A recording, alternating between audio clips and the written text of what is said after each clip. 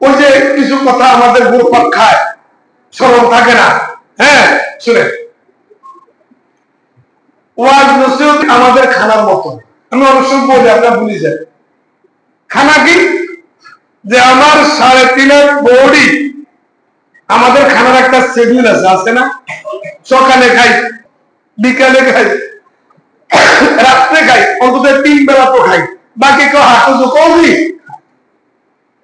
এখন যদি কেউ এই খানাগুলো একেবারে না খায়, আস্তে আস্তে দুর্বল হয়ে যায়। একবেলা না খাইলেও তো দুর্বল হয়ে যায়, এ ঠিক।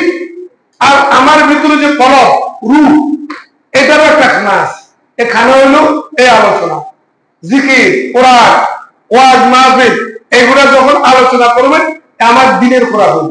দিনের খোরাক বালা বালা বিরিয়ানি খাওয়া, ভালো ভালো আঙ্কুর খাওয়া, এগুলো হলো শরীর মোটা তাজা হইব, রূপ দুর্বল হইব। বরং তোমার খাদি আছে, যদি রূপকে শক্তিশালী করতে চাও, খানা কমায় দাও। রোজা কিনলে, এই রোজা খানা কমায় কিনলে নফসকে দুর্বল করে, রূপে শক্তিশালী করে। যত বালা বুড়া খায়, বালা ভালা খায়, এত শরীর শক্ত রূপ দুর্বল হইল। এই কারণে বুজুর্গই তেলে খাইতো না, দেখ না? যত যত বড় বুজুর্গ খায় না, নফসের ইয়া করে। আর আমরা শুধু খাই, নফসের মোটা তাজা করি, আনন্দ করি, আঙ্গ নফস মোটা তাজা, রূপ দুর্বল।